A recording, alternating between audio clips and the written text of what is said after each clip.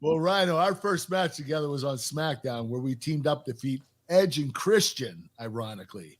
Isn't that crazy? Yeah. So we wrestled with Edge and Christian?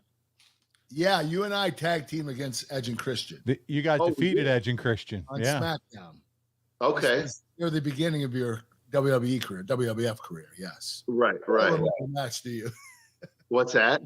You don't remember the match, do you? I do not remember the match. Sometimes I'll see clips, and I'm great. I mean, I'll remember buildings. I'll remember this. I'll remember that. I'll remember a conversation we had, like the one at Ramshorn where it should have been in the book, but it's not. But so anyways,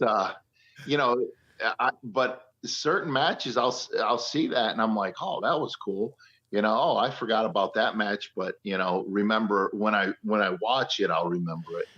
And that's okay. Listen, we're talking 20 some years ago. So I totally get it. How many matches have you guys wrestled since then? And Kurt and I, we end up showing a lot of clips just to kind of relive some of it. We are going to watch your two's match together here tonight. But the first time you two are against each other is on a SmackDown from Boston right before Invasion.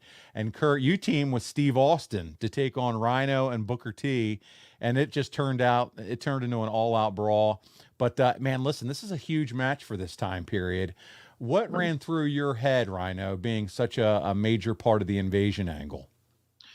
I was just listening to a lot of those guys that were there, and just learning, and even with Kurt, because Kurt, I mean, he was there a couple of years at that point and on top. And I remember the first pay-per-view I was brought to, it was February of 2001. You were working with The Rock in the main event out in Vegas. And I believe it was February. But and just watching that match and just, I didn't do anything that night, but I was still doing dark matches. But I would listen to a lot of the guys, and I would listen to guys like Pat Patterson. He would help me out. Jim Ross. All those guys were really good, And then if I had any questions, I'd go to Edge and Christian, and they would kind of fine tune anything, or if I had any concerns. So, but just when you're thrown in a mix with guys like that, if you don't learn and you don't become better, then there's something wrong with you. So, but I'll tell you a quick story. I've never talked about this publicly. The first time I worked with The Rock, it was right around the summertime.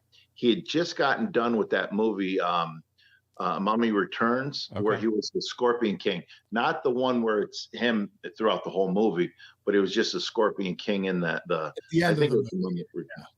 Yeah. So he was supposed to wrestle with Booker, but Booker had fluid in his knee and he had to have it drained.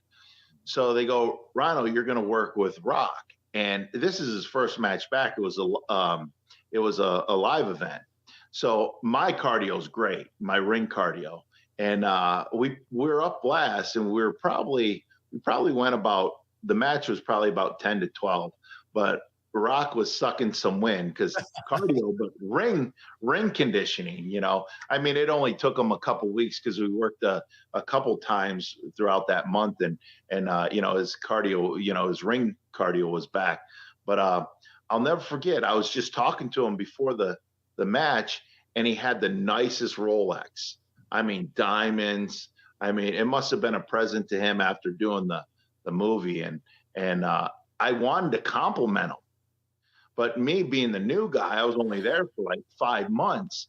The thing would go missing, and then they would look at me like, hey, that Rhyno guy was eyeing it up. He said it's a real nice watch, yada, yada, yada. Next thing you know, fingers are pointing at me. So I did. And I mean, this thing was beautiful. Like, I mean, it's like that nice Cadillac driving down the road where you're just staring at, or a nice looking female with a nice set of headlights you're just staring at. He's back on his boat. Here we go. Right.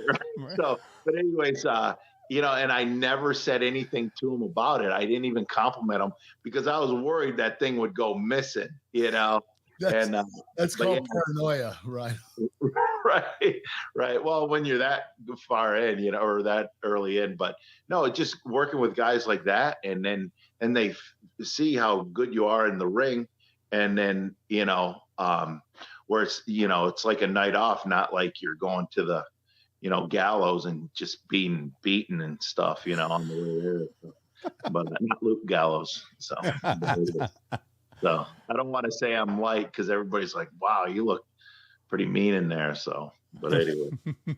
But Kurt, we've had some really good matches with Kurt. His hair was so short. This was in Fort Lauderdale. The first time I did this, he'd fight out of the hold and I couldn't grab his hair, right? Before you shaved your head.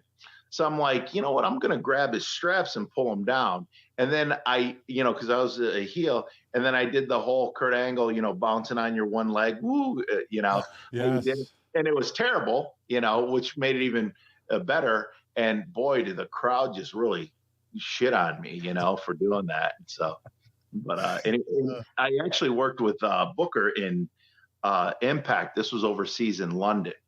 And this match was so incredible. It just, you know, as far as the fans, there was something that just aligned. And I always tell everybody, if you're on the fence about going to a show, go. Because if you don't go, you're going to miss something special. So we had this match and we did back-to-back nights. I don't think you were there, Kurt, but I went to him. He worked with Samoa Joe the first night. And I said, hey, listen, Book, can I do the spin-a-rooney? And he's kind of like, but he trusted me enough. This was in like 2010. So the crowd was back and forth and he was a heel. Actually, you were there, Kurt, because you were doing the mega, what was that? Yeah.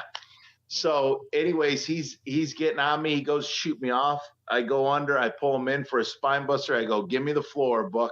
And then Earl Hebner was our referee. I did the worst spin-a-rooney in the history of spin-a-roonies.